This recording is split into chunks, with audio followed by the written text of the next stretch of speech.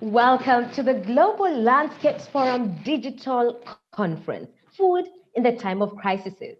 Right now, at this very moment, you are joining with over 3,500 people from 6 continents.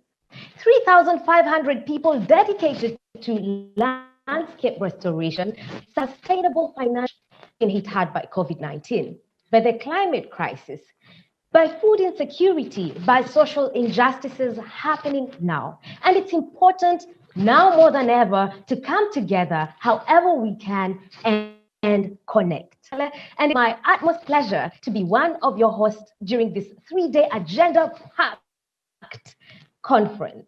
I am excited. I am looking forward to the conversations and inspiring talks, but also to some stock taking since the previous Landscapes Forum.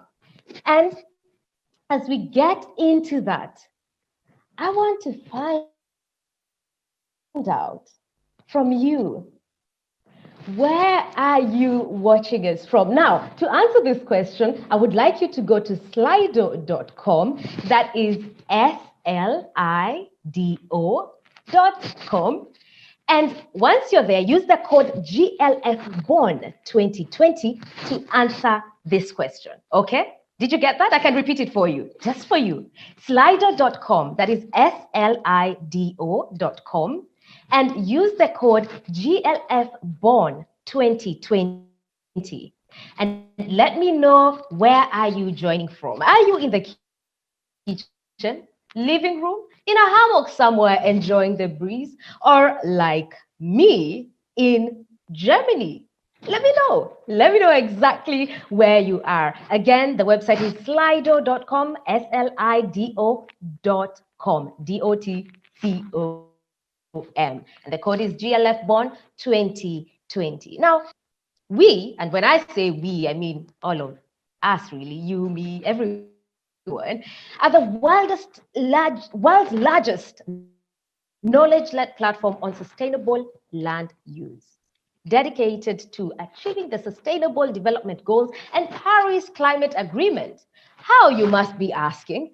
By doing exactly this: sharing, connecting, learning, and acting together.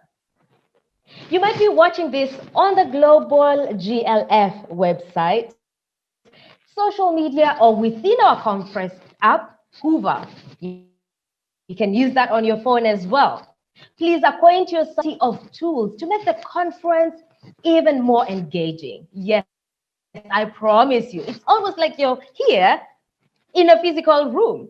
If you're watching on social media, I encourage you to register now for just $10 if you can. Join us in the app and join the networking. Share photos, watch videos, ask questions, and much more. Just head over to the website, www.globallandscapesforum.org, and have a chance to share your stories. Your work is important. Stories are important, and your participation change. So why are we here today? Why? And why are we having a completely digital conference during a health pandemic? We're here because our health and livelihoods depend on it. Our health, food systems, and the planet's health are connected. So over the next 3 days, let's see if we can answer this question together. How can we feed a growing global population without eating the planet? Yes. Food systems are one of the largest sources of greenhouse gas emissions, a main driver of deforestation, and a great threat to biodiversity. We need to transform the way we produce food. And as the COVID-19 pandemic is showing, we need to start now. Now, let's have a look at the Slido results. Now you can go to slido.com and enter the code GLF Bonn 2020 to participate. All right, just jump into the opening room and participate. Let us know exactly what food and livelihood means for you. All right? Slido.com, if you're just joining us, it's slido.com, and use the code GLF Bonn 2020. In one phrase, tell us how COVID-19 has impacted food and livelihoods in your communities. All right? Now, that question, our global network, and received video messages from around the world. Activists, farmers, students, and others who care about food and nutrition took the time to record themselves. Let's watch.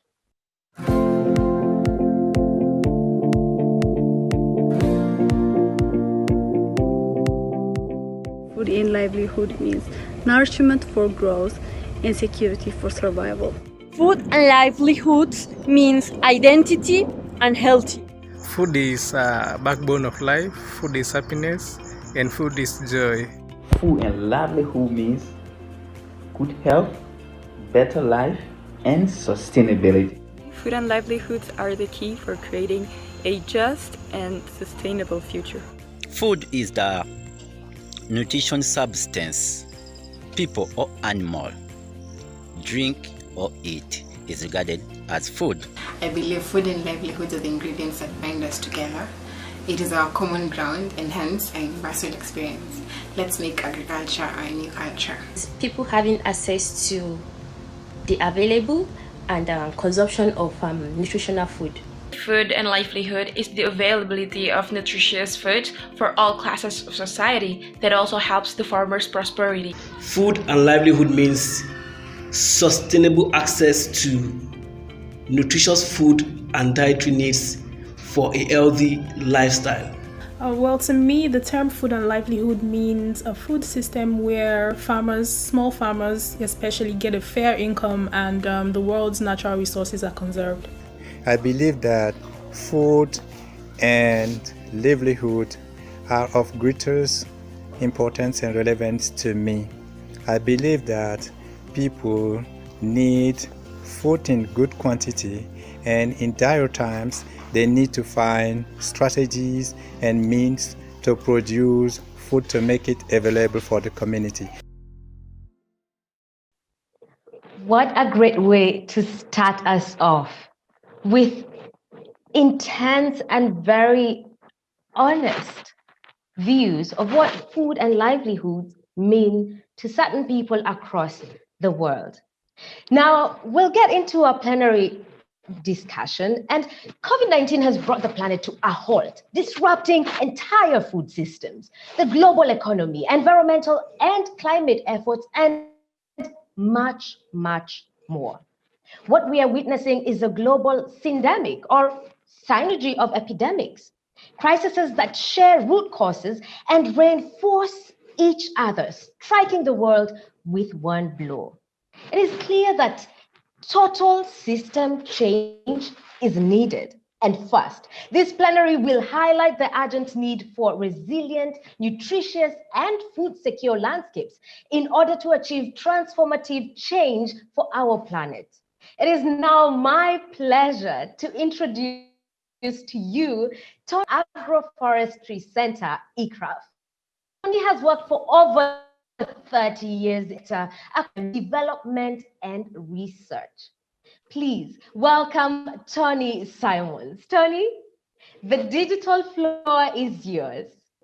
Wanjiku, thanks very much, tremendously. And to echo her welcome to everybody, welcome to the Global Landscapes Digital. We couldn't do analog because of COVID, but in a way that's kind of good. So this GLF, maybe the Global Lockdown Forum, is saving those airfares, saving our carbon footprints. So there's a positive that has come from this crisis. But sadly, there's a whole lot of negatives as well. And we want to address those through our amazing set of speakers and sessions, but not only dwell on the crisis, but to think about what we're going to do about it. What are the answers to the questions we need? What are the solutions we have? What is the evidence we need to help politicians, scientists, planners, and others take decisions? So it's an exciting time at the moment because we're learning from it. Our vocabularies are changing. How many people used the phrase social distancing before COVID? In fact, it was a phrase, if you try and Google it, it's almost invisible. And within 3 months, we have 1.2 billion websites, 1.2 billion URLs that mention social distancing. It's a complete change of vocabulary about how we're addressing it. And what we're looking today in words and with vocabularies and narratives is to unpack the connection between food systems, our global food systems, and other systems. Our human health system, our transport system, our production systems, our financial systems, and to look at how each of those systems interact. Now, a system has 3 main attributes: inputs, outputs, and in the middle, some processes. There are other attributes as well. There are the boundary conditions. There are interfaces. There are controls. There are feedback loops. And there's also a context in which that system sits. But if one thing that COVID has really highlighted to all of us is we took too much for granted. And when we look at our food production and the way in which we manage and steward the landscapes around us, that is ever so clear. So how are we going to look at our food system in isolation of our health system, our transport system, our production, our financial, our social systems as well? Governments have had to take some hard choices, really hard choices, in terms of lockdown, in terms of social restrictions. And they come at cost. They come at cost to economy, to human health. And as we start to look at those systems, we're going to need metrics. We're going to need ways of looking at all of the win-win situations, which we all love. But what about where there's a loss? What about where there's a problem?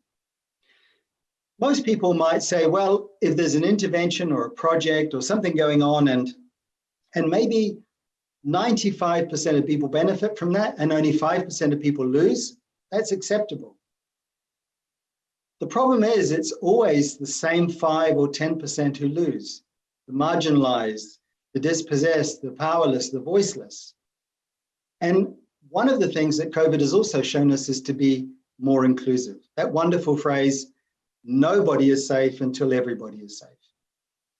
And in the Global Landscapes Forum, for a number of years, we've been looking at how to manage those landscapes. And today, and this week, looking at how to manage those landscapes that satisfy us, that produce the food that we need. The 1.5 billion hectares in cropland, the 4.2 billion hectares in forest land, the 1.3 billion hectares in wetlands. These are the areas that give us the nutrients, the carbohydrates, the sustenance that we need towards those. So the new normal, building back better. These are the phrases that we're hearing now, that the crisis is over in many parts of the world.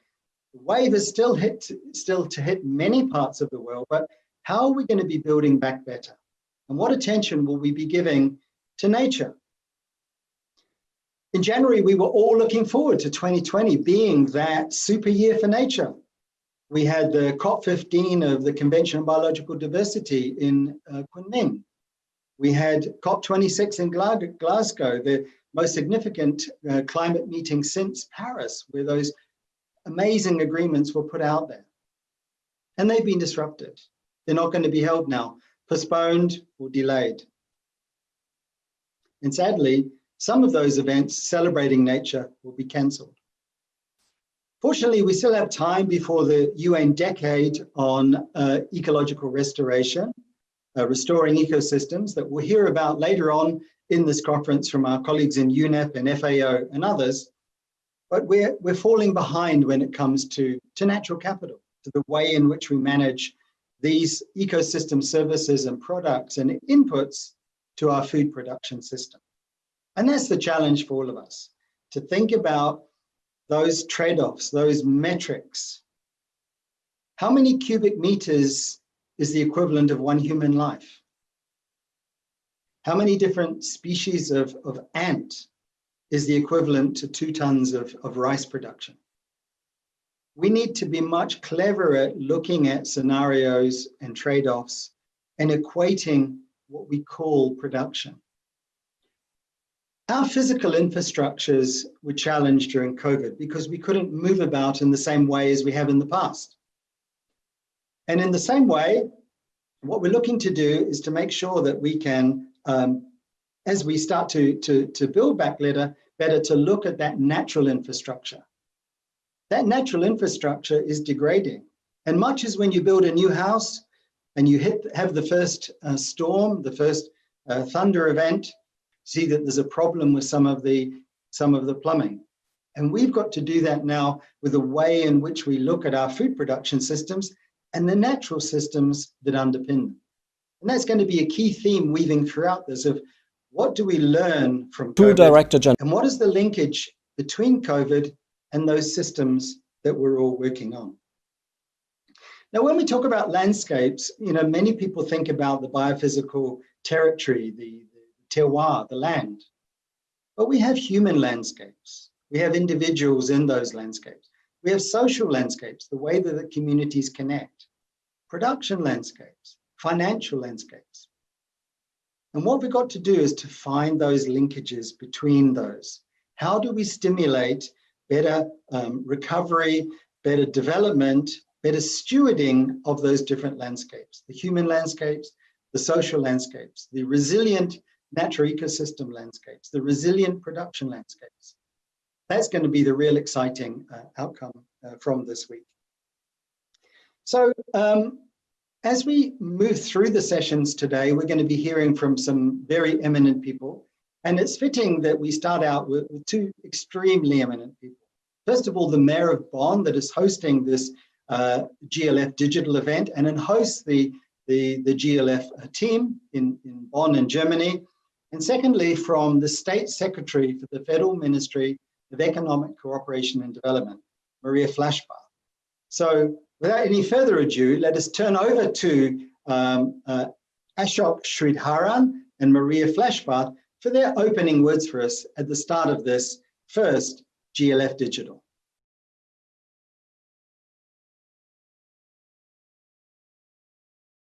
A warm welcome to the Global Landscapes Forum community. Herzlich willkommen, as we would say here in Bonn, Germany, home to the Secretariat of the Global Landscapes Forum. I am honored to co-open this first fully digital Global Landscape Forum, and I commend the Global Landscapes Forum team and the leadership of two Director Generals, Tony Simons of World Agroforestry and Robert Nazi of the Center for International Forestry Research, for taking this bold step into the future of conferencing. This is one of the world's first global online digital conferences on sustainable land use, marking a new era in global conversation. Only recently, the Global Landscapes Forum opened a state-of-the-art digital broadcasting center with funding by the Foundation for International Dialogue of the Savings Bank in Bonn. Bonn will now assume a new role as a central digital knowledge and news center, connecting leaders and experts from around the world, all virtually, in the spirit of cooperation which characterizes this international city. As Germany's United Nations city, Bonn is home to over 20 UN entities, surrounded by a dedicated cluster of almost 170 key players in sustainability. My city is delighted to support the activities of international NGOs like the Global Landscapes Forum, who strive to bring people together to connect, share, learn, and act on sustainable landscapes fits perfectly with the spirit and vision of Bonn and of cities around the world. In my capacity as president of ICLE, Local Governments for Sustainability, I speak for almost 1,750 jurisdictions dedicated to the pathways of sustainable urban development. For the past months, the global pandemic has challenged us beyond limits. However, it has also taught us important lessons. When building back, we will need to build back better, starting with food security and resilience. And while doing this, we may benefit extremely from the solutions nature itself is providing us with. We cities will be key in this process. Therefore, I cannot only assure you of our utmost support to the Global Landscapes Forum community, but I would also like to extend an invitation to our virtual event to come, the Daring Cities Forum this October. The forum will also be one major channel to the climate and biodiversity negotiations. Please accept my best wishes for your conference and thank you for listening. Take care.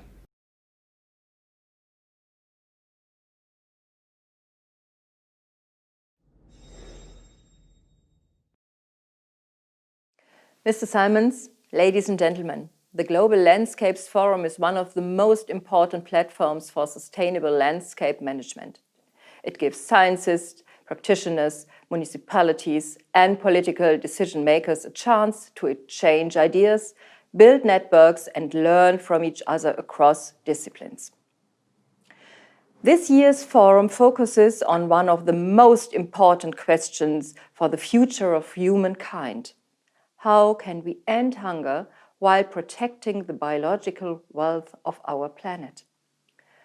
Current conditions are making it even harder to meet this challenge.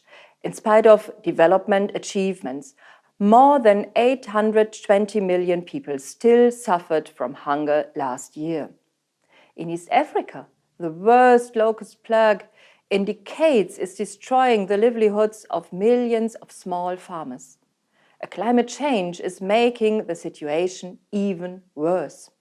Now, in addition to all this, the COVID-19 pandemic is hitting the world.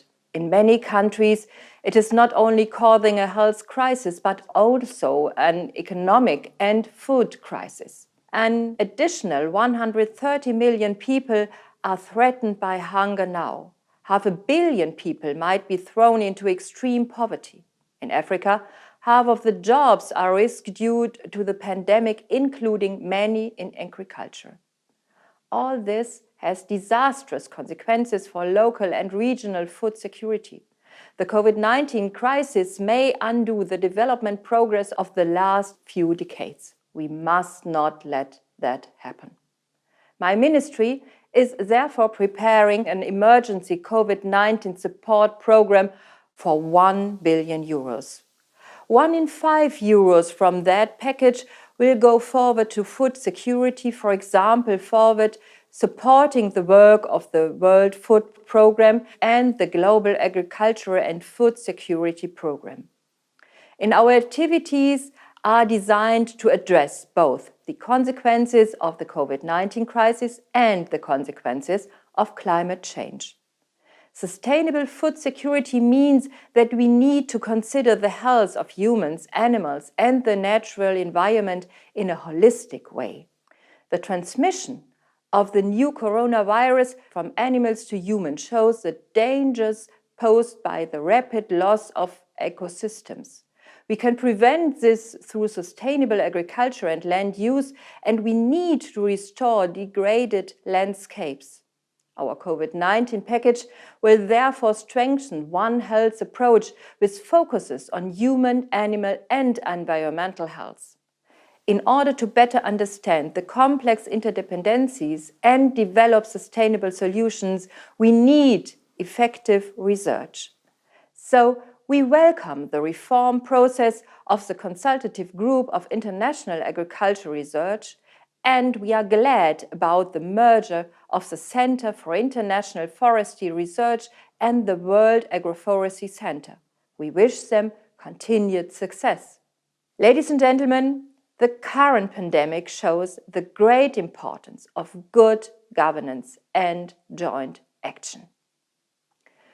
At present, policymakers, scientists, and civil society are working very closely together everywhere. Now, we also need joint action in the effort of create a world without hunger to save our planet. I'm convinced that we can succeed. In every crisis, there is opportunity.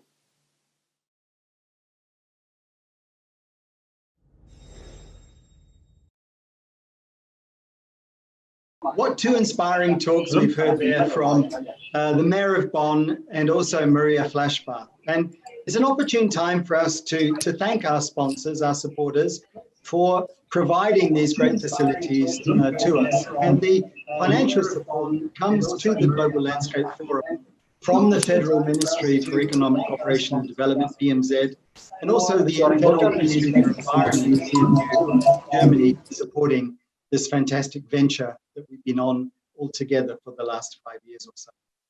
So now we can come to our first Slido question that was posed to you by Wanjiku. And I wonder if our technicians can put up those results for you to our first real question. So what this slide shows us is those terms that we've used inside our phrase, inside our sentence, of how COVID-19 has impacted our food and livelihood systems. Uncertainty stands out. That is the biggest thing that people have had looking at these. And when we look at systems, there are two types of systems: deterministic systems and probabilistic ones. And it's the probabilistic ones that have that uncertainty. We thought we knew it all. We had our system, remember? Input, processes, output. And we thought our food production system was that simple. And it's forcing us to look at that. Shortage, disruptions in supply chains. Typically, the words sustainability, food waste, disruption, tremendous vocabulary there for us to start building on in those conversations throughout the week. Amazing. So moving quickly on, we'd like to come to our third video. And this is a video from a very special person. This is Father Jostrom Isaac Carithadum. And he is the special envoy to Pope Francis. He's based in the Vatican. He's a special envoy on food and climate. Can we please key up the video from Father Jostrom?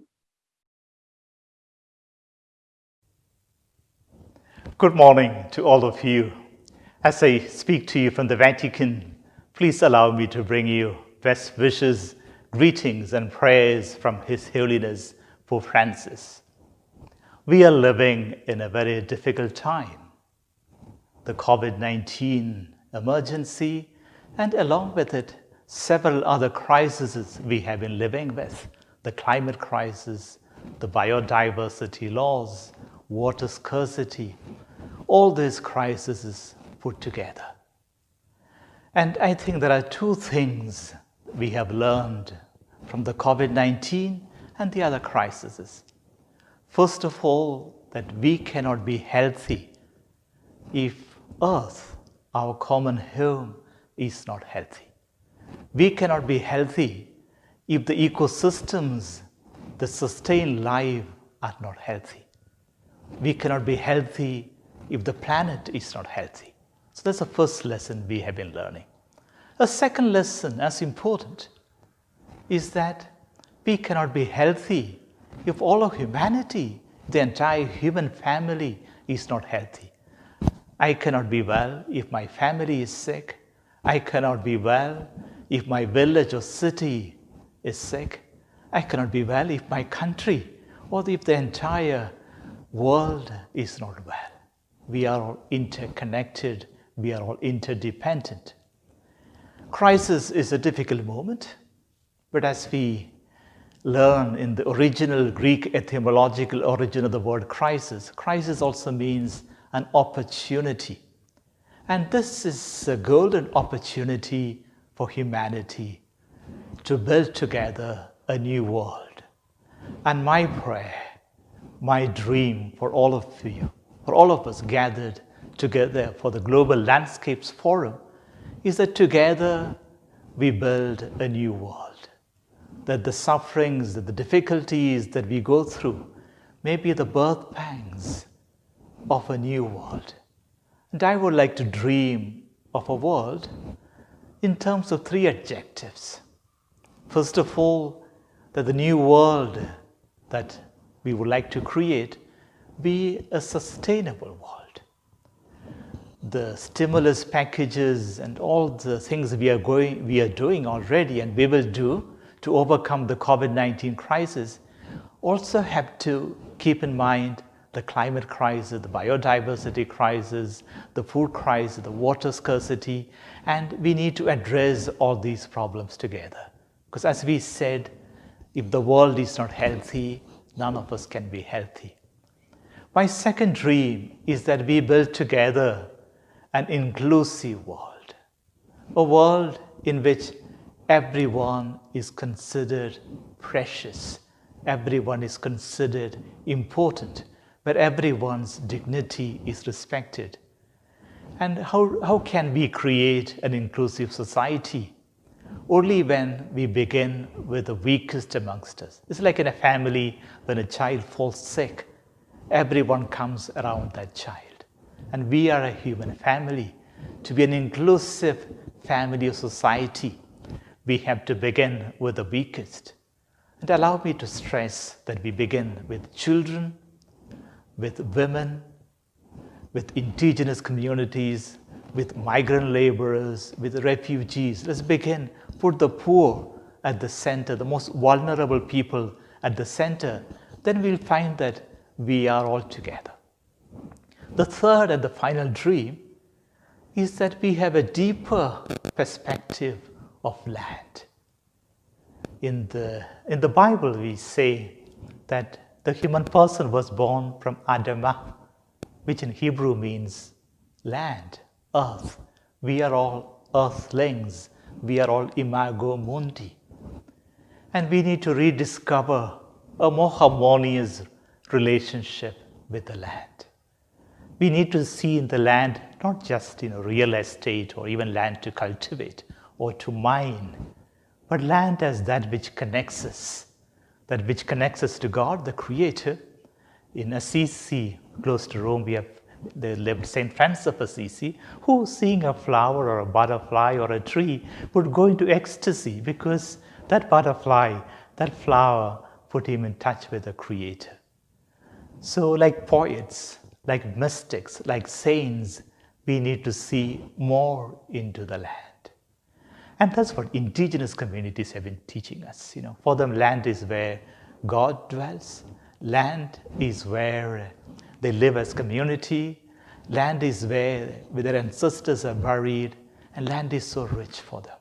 So as we are together for the Global Landscape Forum, let's together build a more sustainable world, a more inclusive world, and let's rebuild our relationship with the land from which we came and to which we shall return.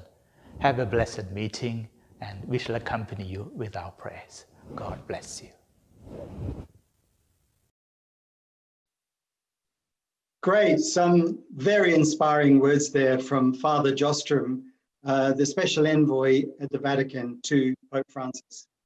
The organizers have no particular endorsement of any religion, and the words quoted there from the Bible could equally be quoted from the Quran, from the Torah, from the teachings of Buddha. What we were seeking to do is to build in that element of faith-based approaches. And those people who aren't of faith can still believe in those views to build back, to connect with nature, to focus on the marginalized, the insecure, the poorest in our world, and to make sure that as we build back, we do it with really solid design principles based around human values. So tremendous that we could hear those words. So let's move on, and let's move on to our next Slido question. And this question is around the issue of contributions. We often hear in conferences, somebody else should do something, bankers, governments, etc. What are we going to be doing ourselves? We have intended national determined contributions. We have corporate contributions. But what have we got in relation to things that we will be doing ourselves? So I can see the answers to getting ready and prepared, as opposed to the next question. 53 people have responded to that. Okay, so what we're seeing here is the results of a previous question. We were hoping to tee up our next question.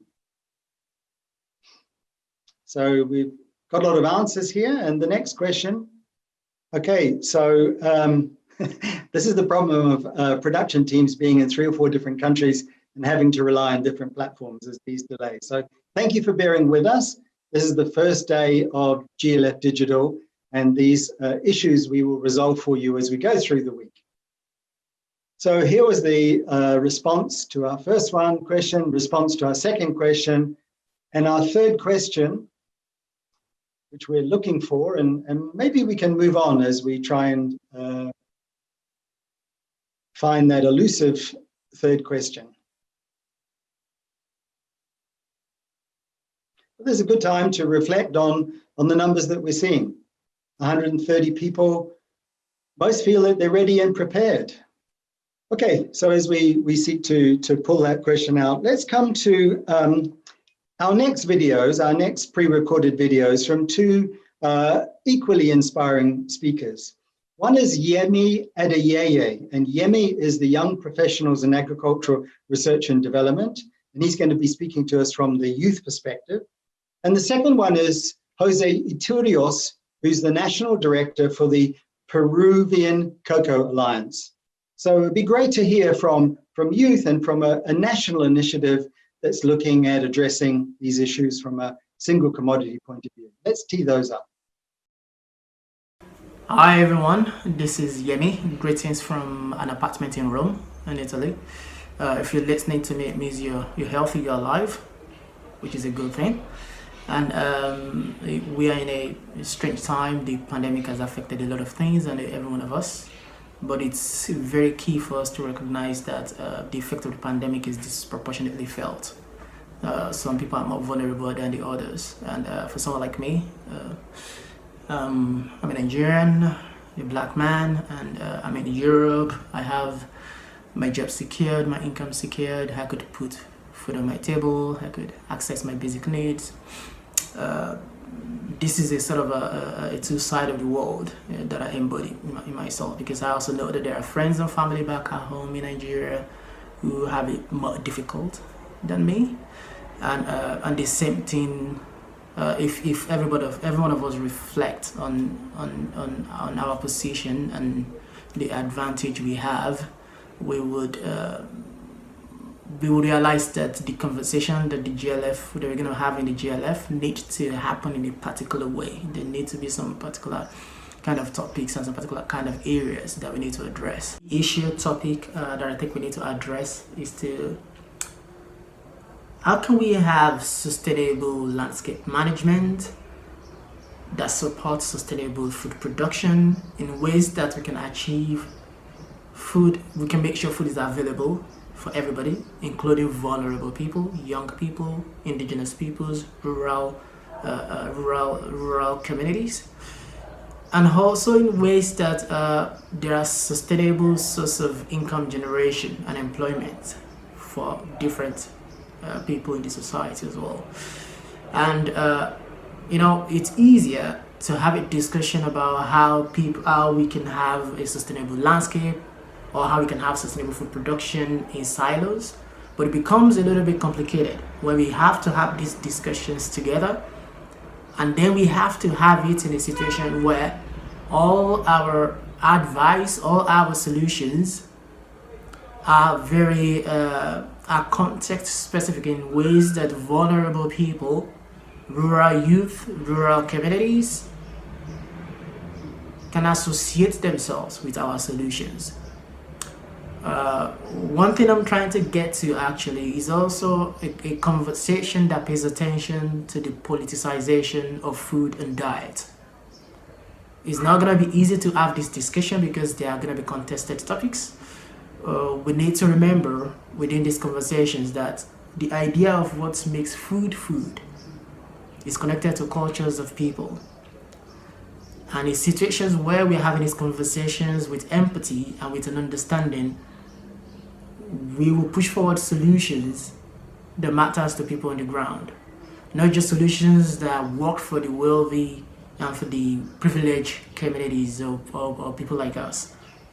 On the other hand, remembering that there are young people who need jobs, who need to transition from being a juvenile to being an adult, who will need to have to secure their future via secured employment opportunities. People need to make money, and that's in the real world. So how can we have a sustainable landscape together with sustainable food systems with the opportunity for income generation and food production for everyone. So this is the issue right there. And from my hand, as a young professional and someone that speaks for young professional in my job, we need to look at investment opportunities across different institutions at different levels that are conversant with the peculiarity of young professionals on the ground, in the sense that young professionals don't have all the security and collateral that investment portfolios often demand. So there are ample bodies of evidence that shows that is the reason why young people cannot actually have a robust enterprise on the ground. So how can we make that possible? What conversations do we need to have? What kind of call to action needs to take place? A key issue right here is not just to discuss about these solutions, but to also itemize needs on the ground to institutions who are present in these conversations. Who will do what? Who will volunteer to lead a particular process? This will be key.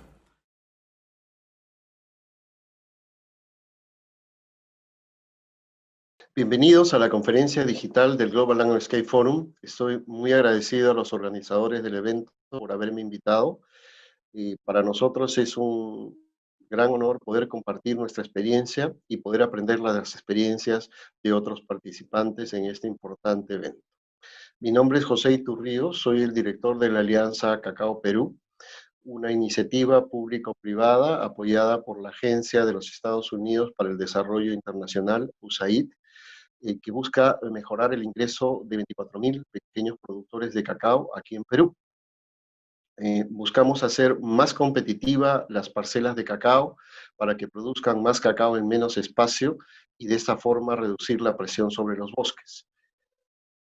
Hoy el cacao mayoritariamente en todo el mundo se produce bajo un modelo que se caracteriza por ser intensivo en bosque, tener bajos costos de mano de obra y una muy baja productividad en comparación con el potencial biológico de la planta. La productividad promedio a nivel mundial es alrededor de 500 kilos por hectárea, sin embargo el potencial biológico de la planta supera las 3 toneladas. Esto lleva a que tengamos productores de cacao mayoritariamente pobres y además presionan el bosque para aumentar su área de producción, ya que su nivel de productividad por hectárea es muy bajo.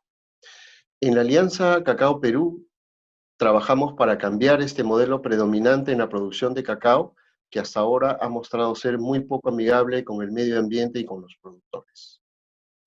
El modelo de negocios que impulsamos se basa en 3 pilares: diferenciación, productividad y resiliencia climática.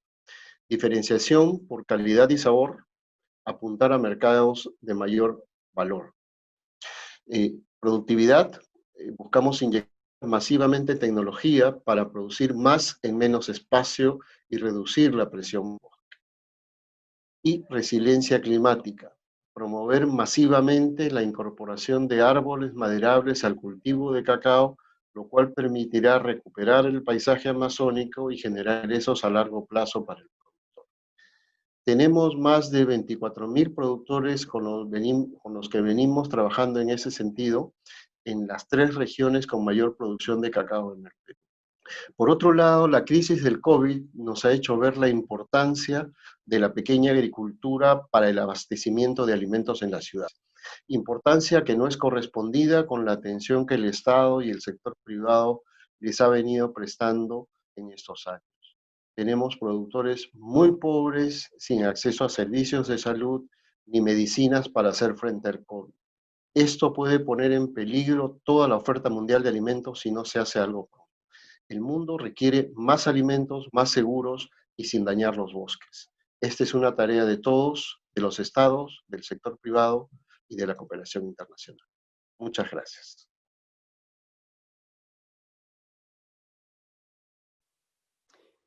Super. So that rounds off the video segments for the opening session. And we've heard from government, we've heard from civic bodies, we've heard from faith-based organizations, civil society, and youth. But we haven't heard from the private sector. And I'd like to introduce our panelist, and her name is Ada Osakwe. She's based in Nigeria, in Lagos, and she is the CEO of AgriLay, Good morning, Ada. Good morning, Tony. How are you? Great, and it's a delight to have you with us this morning. So I'd like to launch straight into the chat. You live in Nigeria, a country with over 200 million people, and more than half of those live in cities. So how has that disrupted life, those food supply chains, the footprint of labor, of energy, of transport in feeding that growing population of Kano, of Lagos, of Cross Rivers, and other places? Yes, Tony. Honestly, it's just, I'm listening to everything at today's conference and I'm thinking, how did we get here? You know, we've been making all these plans for a better system, a better planet, and suddenly what's happening right now has truly exposed us to all those cracks in our system. And this is such a great conversation to be having. Let's fix it. Let's do what we need to do to go forward. But yes, you know, Lagos alone, where I am, it's 21 million people. It's the fifth biggest city in Africa and one of the largest economies. So I think about myself as a business owner and in the food chain, in the food system, because we buy from farmers and we sell on fresh produce to consumers. And we have been affected all the way from the supply chain side with the lockdowns, closure of borders. Our farmers can't get things to us from the rural areas. So we can't get the food from the rural farms to the urban centers. Even if we do, the prices have more than doubled.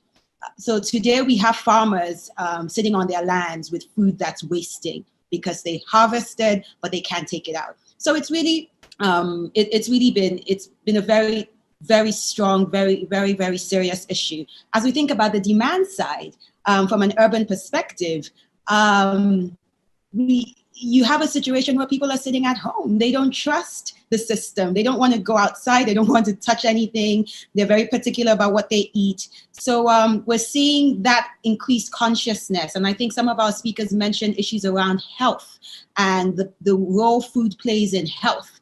And I think that going forward, as we talk about this new normal, is going to be quite paramount in how we interact as communities. Great, thanks, Ada. Now, let me put you on the spot a bit, because private sector have been incredibly disruptive. You mentioned supply chains as well yourselves. Profitability, the bottom line is going to be hit.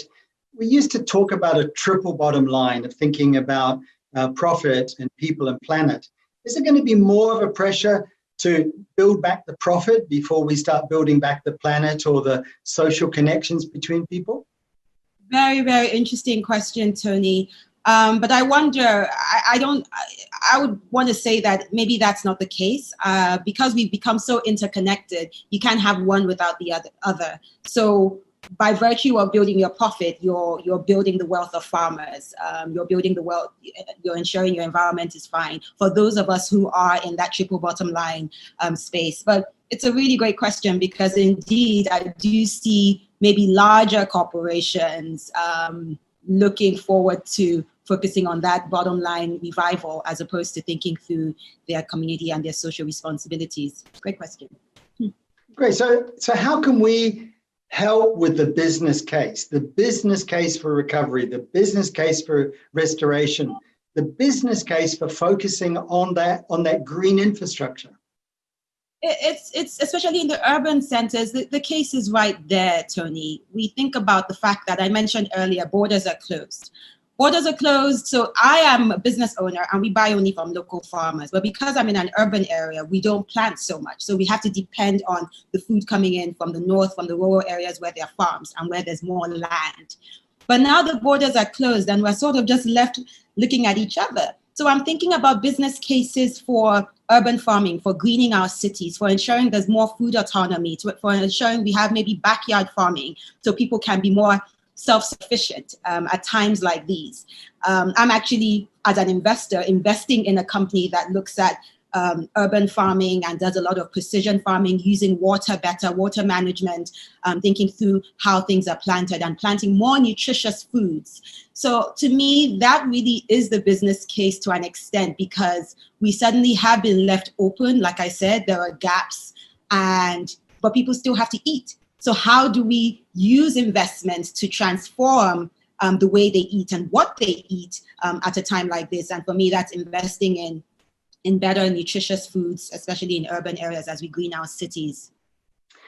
Ada, I would like to ask you a whole lot more questions about Nigeria, about Africa, about global food supply, about how we build back. Sadly, we're running out of time. It's been an absolute delight. If you had one soundbite to leave us with, what would that be? I just think that we should go local. In every way, I think about what's going on, and let's know how we just go local, because local farming, instead of importing and stuff, it just touches more lives in many ways. Yeah. Okay, you've heard it here from GLF Digital, go local. And that brings us to our problematic Slido question. It's no disrespect to Slido, they run a great platform, but we couldn't integrate it as well into our opening session. We'll try and get on top of that. That's one of the problems of having people based in Canada, the US, Germany, Kenya, Indonesia, all around the world trying to pull off this first GLF Digital. Bear with us, it's going to really accelerate and be seamless throughout the week. It's been a delight having our pre-recorded sessions, been a delight having Ada with us and Wanjiko as our MC. And just before I hand over to her, let's leave you with that thought. It's not about identifying what anyone else can do. Let's identify what we can do. Our own individually determined contributions. And you heard it from Ada, go local. Go local. Not go loco, go local. Thanks very much, Ada. And let me hand it back to Wanjiko.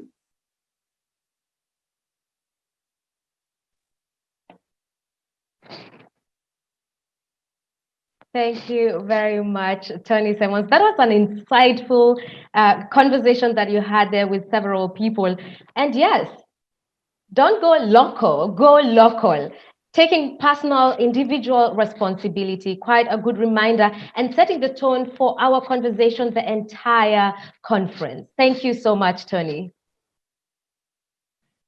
Now, you might be wondering, what else is in store for me today? I mean. We have a lot of things that you can engage in.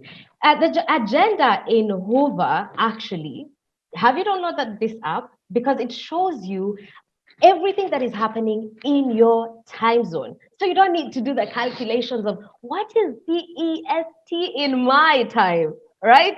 This is what digital is allowing us to do. Enjoy something at your own time. Now, if you're watching on Facebook, and here I would like to acknowledge Frank Juan from Olongapo City in the Philippines. We also have Asmita from Nepal who was watching on the live stream on Facebook. I would like to encourage you to jump over to the GLF site, that is the Global Landscapes Forum.org, and purchase a ticket to join the conference if you can. And maybe if you talk to me nicely, I could organize a ticket for only 2 people, all right? So please just jump over to the website, register, and join this great discussion that we are having. We also have incredible themes. For example, the learning tracks. We have 3 tracks for you, which can help you find out what you want to really focus on. Is it storytelling? Is it finance and value chains and measuring progress? Make sure to sign up for this because they're filling up really quickly. I actually have someone who has asked me, is there any more space? I know it's digital, but as we have seen, even with digital, it comes with some limitations. So make sure you register for any event that is interesting for you, all right? What else is coming up? There is the Youth Daily Show at 1200 CEST. That is happening every day. And in this daily show, we will be handling some big questions. You're curious, aren't you? Make sure you make a date with the young people who are revolutionizing reclaiming landscapes. Today's debate will be plant-based versus local sourced diets. What do you think? Please let us know. You can also learn how to cook Catalan cuisine with Ada Parejada. Yes, this is happening at exactly 1300 hours. You do not want to miss it because it is short, but trust me, it is sweet. It's gonna be sweet, so do not miss out on that. Perhaps you're interested in communication and journalism. Now, as part of the GLF Bonn 2020 Digital Conference, 10 sessions designed by the editor of Landscape News will form the storytelling track. Yes, how do you report these heavy topics in a way that everyone can join into the conversation? Make sure you do not miss out on that session. At 2 p.m. CEST, a session of sustainable food security and nutrition in a time of crisis with SIGA research program on forests, trees, and agroforestry. Sounds like your cup of tea? You know what to do. And there afterwards, in the afternoon at 5 p.m.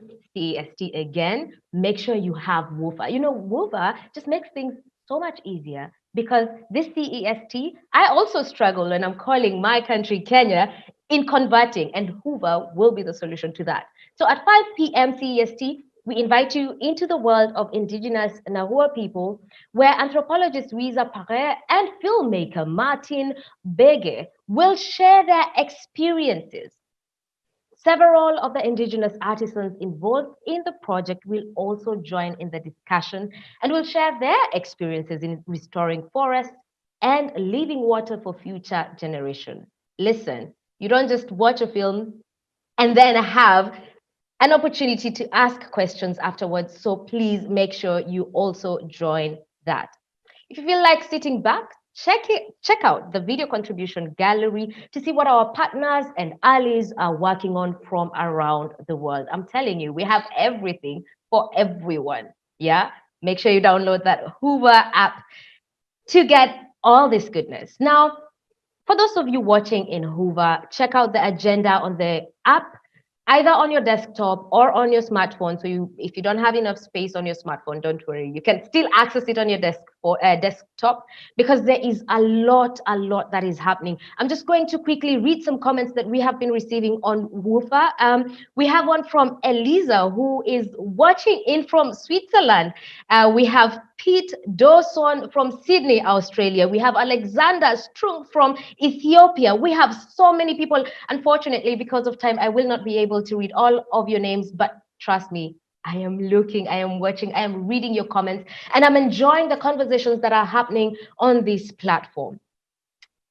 Again, I encourage you to join Hoover because you don't want to miss out on the opportunity to meet people with whom you can engage on this particular topics that are very, very passionate for us. Now, if you have any issues with the app, check out the FAQ document located on the app. It should be on the left side menu on your desktop or under the FAQ in the mobile app. So in case you have any questions, you can find your way around the app. It's very easy to navigate. And just to remind you, for most of the sessions, we offer live translation to Spanish or French or English. Just click on the session that you want to watch, and in the description, you will see a link to Translation Services Interactio. All right? So we got you covered. Do not say that it's all in English. I don't understand anything. We've got you. Okay? And right now, the sessions that are coming up, how wild foods can boost nutrition, livelihoods, and biodiversity. We'll learn from Benin. The session will be in French and English. And like I said, there will be also translation. We also have Forest Frontiers, accelerating forest positive solutions for sustainable food and livelihood. That will be catered for by BirdLife International. So go over to these sessions, enjoy yourselves. And if you're watching on any other platform other than their website, Global Landscapes Forum, please ensure you come to the website so you can interact more with the people and within the session. Thank you very much, and I look forward to seeing you a little later after the session.